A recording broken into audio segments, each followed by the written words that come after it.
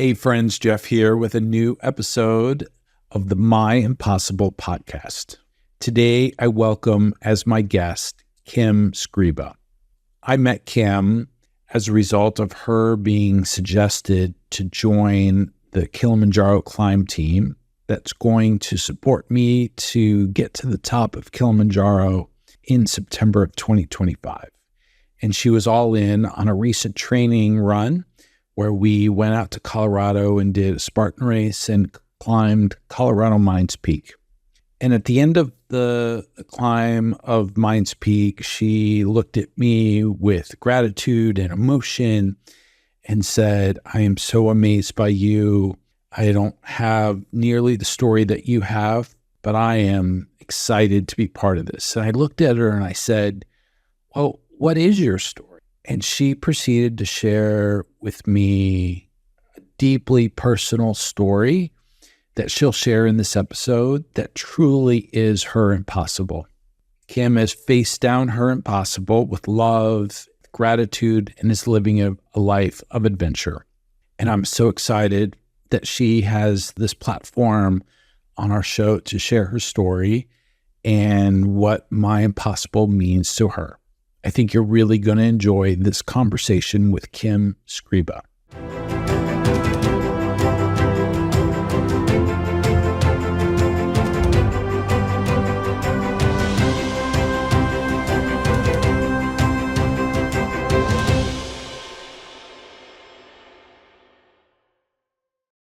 Kim Skriba, welcome to the My Impossible podcast. I am so excited to have you and for you to share your story with the world.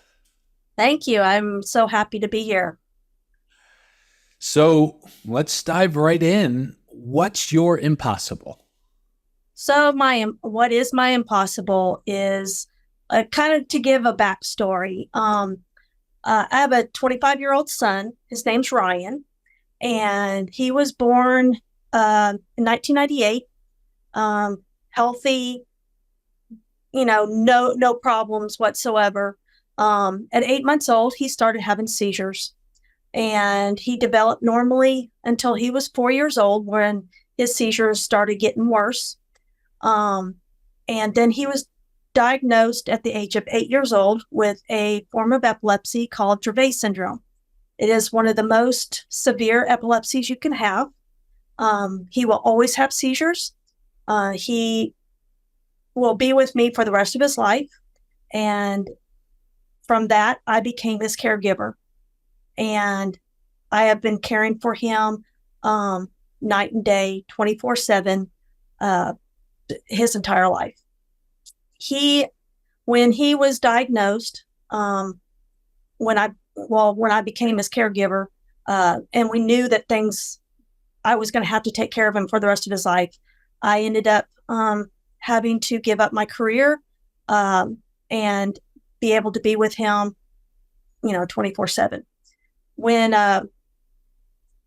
So I guess it would be up until about 8 years ago or 7 years ago, I felt like this is all I was meant to do.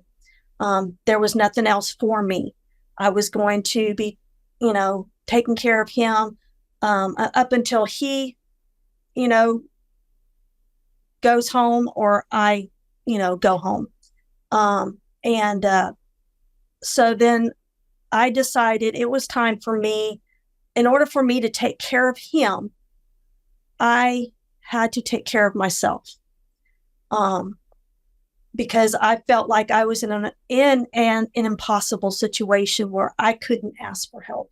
I decided it was time to ask for help.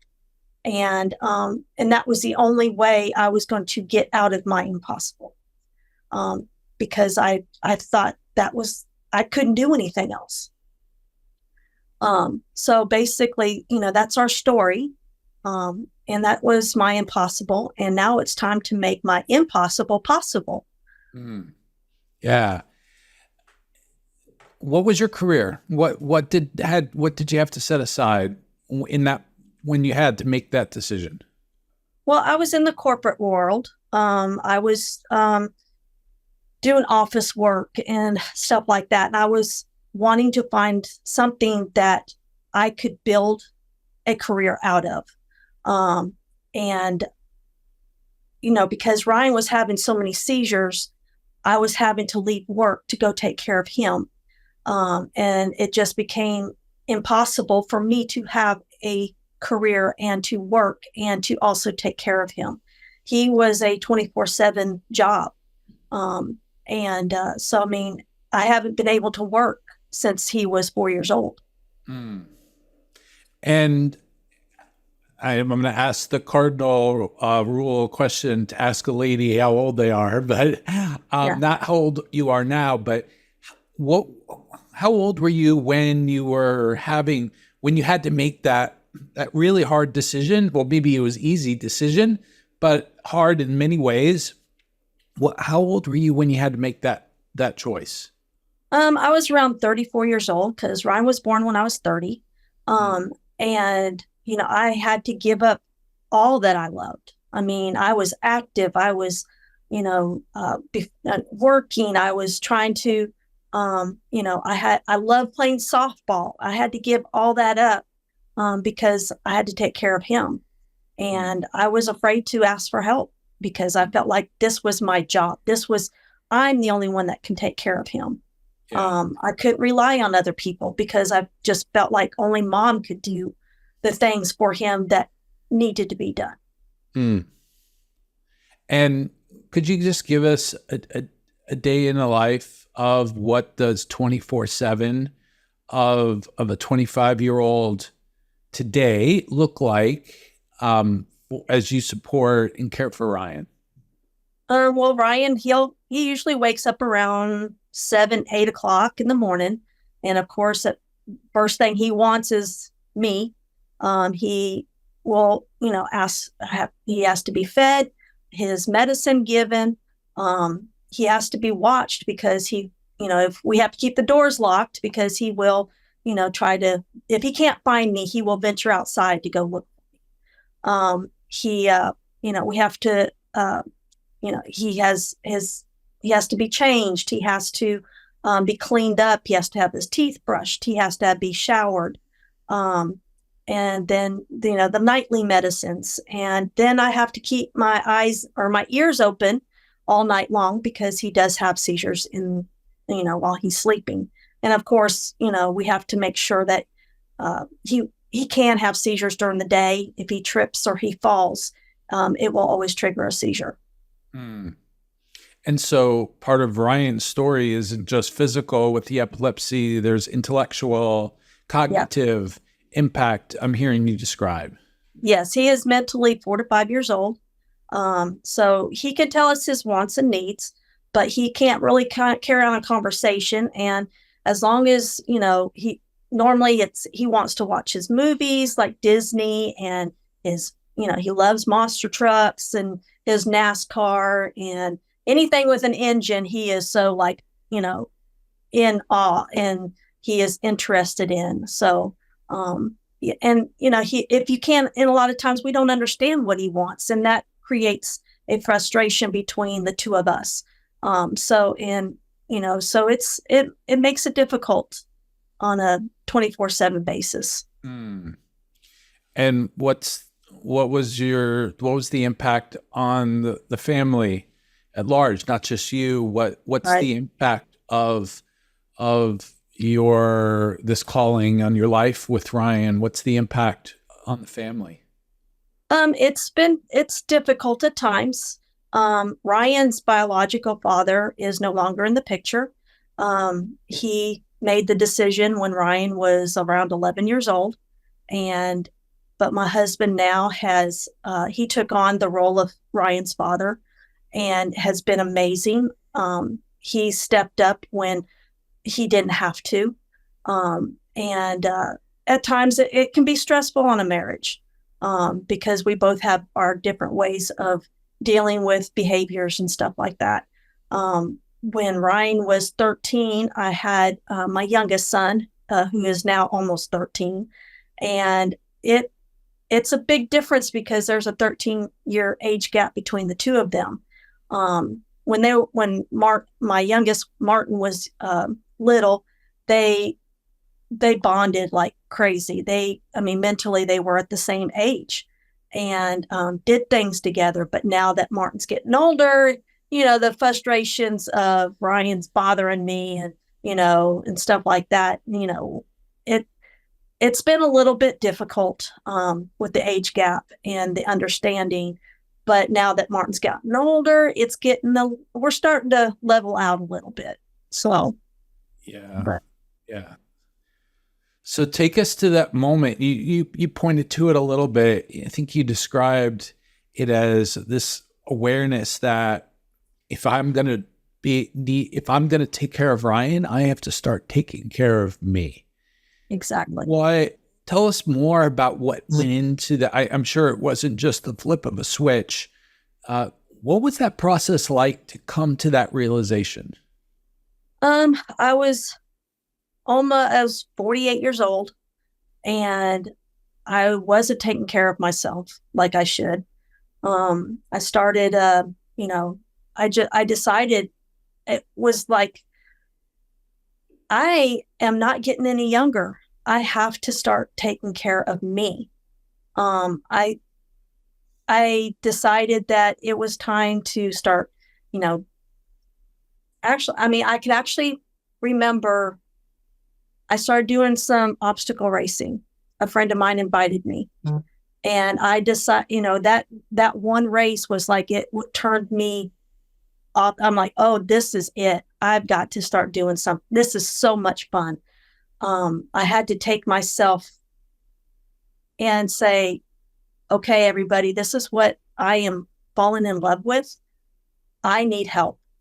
And if I'm going to take care of Ryan for the rest of my life or his life, I have to be happy and I have to take care of me. That's one of the things I stress to caregivers, that you gotta put yourself, even though we want to put our children first, we got to put ourselves first in order to take care of them. Because we don't know what tomorrow's going to bring, whether it's for us or for them. And we matter too. And we've got to take care of us so we can take care of them. I'm curious, Kim, about the time period before you had this realization, when we use, with My Impossible, we use this idea of it feels impossible or it's seemingly impossible. Mm-hmm. Can you remember a moment where you looked at your circumstances and said, this feels impossible to do anything else but this? Pretty much almost all of Ryan's life, I have felt things are impossible. I can't go take a vacation. I can't go. Who's going to take care of him? I'm the only one that can do it. And it's impossible for me to go do anything. Like I said before, I was a very athletic person growing up. And I missed that so much. And I'm like, I've just felt like it was impossible to do anything, because, who's going to take care of him if he's having a seizure? I felt like I needed to be there if he had a seizure, because nobody else can take care of him. What if something happened and I wasn't there to care for him? So, it always felt like it was impossible to go do anything and to be anything more than what I was, I felt like I was given our plan. I felt like this is a plan that I'm supposed to be his caregiver. But, but in turn, I can't be afraid to ask for help. You mentioned in those first couple obstacle course races that a friend invited you to be part of, and you just loved it. So much fun, as you described it. I'm wondering what started to form in your mind as possible after you had that experience. Once I had that experience, I just felt like, okay, this may be a possible situation, maybe I'll add a couple more races to the year. And, and then I started seeing, oh, somebody else can take care of Ryan. I don't have to be the one there for him 24/7. And then the following year, I added a few more races. And now I'm like every month now I'm doing races because I know I can leave Ryan in capable hands and that he will be okay. Mm. That brings me to our tagline for My Impossible is My Impossible is our possible. And you're starting to point us to the truth of that by yourself, this is impossible, but with community, with connection, that it actually can be possible. Could you talk more about the two elements that I'm hearing? Number one, your willingness to let others help, and what has that, the hour of our possible, what does that look like? I literally have found a tribe that makes my impossible possible. I have so many people right now that are willing to help me because I asked for help. And they are turning my impossible into my possible. Because of that, I am able to, do the things that I love. I can go to the gym 5 days a week. I can go do my races. I can go I can go on a vacation with my husband. And because before it was all impossible to do. Mm-hmm. What has that community support? What has that, you talk about that they can be present, but talk about the intangibles of that community, that goes beyond, them volunteering their time or their presence. What has been the intangibles that you couldn't see or see the evidence of, but it's there? I think everybody was willing to. They just needed me to ask for that help. Because people will say, Kim, just tell me what you need. I will be there. And, I was always just afraid to ask for it, but it was always there, for me to reach out to. And I'm on my own journey of being open and willing to ask for help. What had to shift for you to willingly say, I need help? I had to find it in my own heart and be willing to ask for it, because before I was just like, I think I was waiting for them to come to me and say, hey, Kim, go. We'll see ya. I got this. But I had to be willing to say, I had to get rid of the guilt of leaving him. And that's the hardest part, is feeling the guilt of, putting yourself first. I still do feel guilty when I do leave, but I have to get rid of that and be willing to say, it's okay. Don't feel guilty. This is life. And this is going to make you healthy. This is going to make you this will make you a better person. And getting rid of the guilt is the hardest part. So I know there's a vision, that's starting or has emerged for you. For those that are listening, and I should have started here, Kim is on the team that's going to help me summit Mount Kilimanjaro in my wheelchair next year, September of 2025. You've been part of some of our training missions and getting ready for that. And so with all of this that's happening, and I know that there's a vision, a desire that's sparking in you for the impact of you being a part of my story and this larger story. Could you share with us what that is? Well, when I was asked to join the team, I was like, no way. There's just no way. I can't leave Ryan for that long. And Kilimanjaro, that's not even on my bucket list. But then I decided, you know what? I have a tribe. I have people that can help me. Heck yeah, let's go. Let's do this. But the impact that I want to bring back is for all caregivers to know that it's not impossible for us to have a life and to do things that we love and to have dreams and to live those dreams.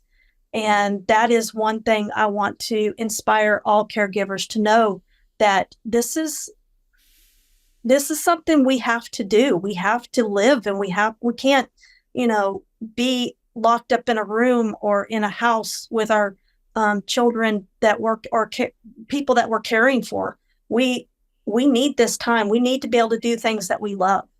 And that's only going to help us live longer and to help us be able to take care of our, the people that we love. Yeah.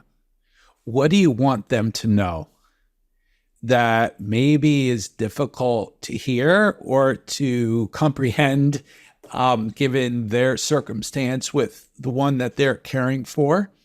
What do you want them to know? I want them to know that I don't want them to be afraid to ask for help. I want them to know that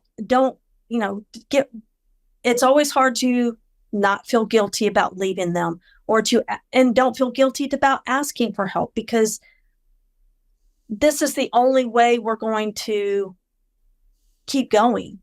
I mean, caregiver burnout is for real.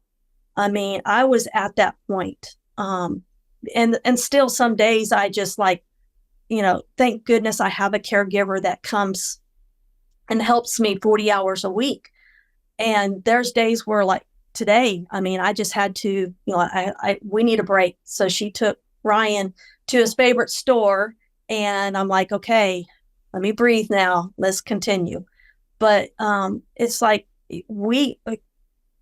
there's so many caregivers that just, they can't take it anymore. I've seen it on, social media where people are just like, I'm ready to just call it a day.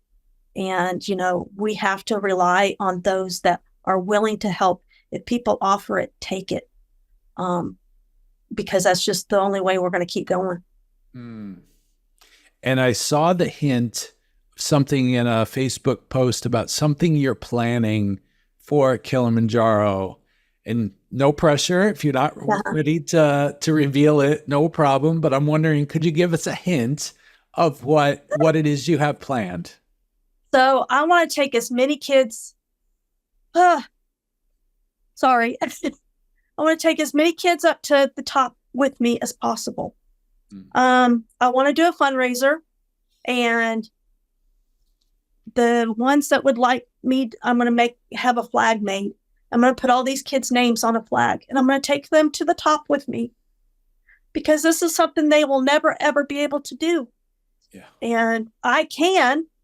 And so I'm going to do it for them. Oh, that is so meaningful.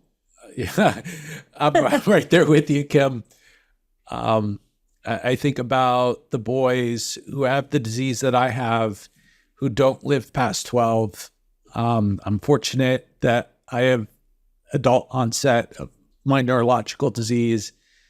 So I have a shared vision for all those boys with ALD, either who are living with that or have passed, to take them to the top of Kilimanjaro too. So I love that. Yeah. Well, a lot of kids don't make it into their teen lives with Ryan's type of epilepsy. Another doesn't make it to adulthood. Ryan is a rare case. There's not that many in the world that have made it to adulthood. And thank goodness for research. They're starting, kids are living longer. So yeah, if in memory, even the living kids, we're going to put them on a flag, and I'm taking them with me.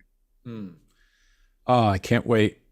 I can't wait till each of us in our own way are taking those with us that couldn't be there otherwise. That's really special. That's really special.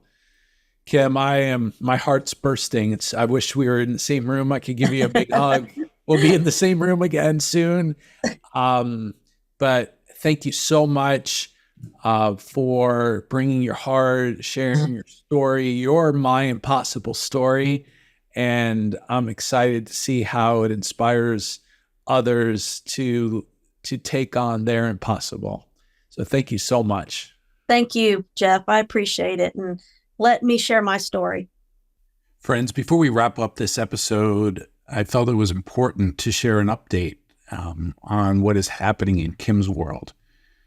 On September 4th, 2024, not long after we recorded this episode, at Appalachia High School, which is right in Kim's community in Georgia, a gunman entered the school and killed 2 students and 2 teachers. This has moved Kim and her entire community, and Kim has taken on a responsibility for the future of her community and to make the impossible possible for students in her area who have been impacted by this. In this short video that you'll hear next, Kim shares her mission around this, and I thought it was extremely important to share this part of Kim's impossible. In light of the latest school shootings that actually happened in my children's school cluster at Appalachia High School, my oldest son graduated from there in 2020, and my youngest will be going there starting in 2026.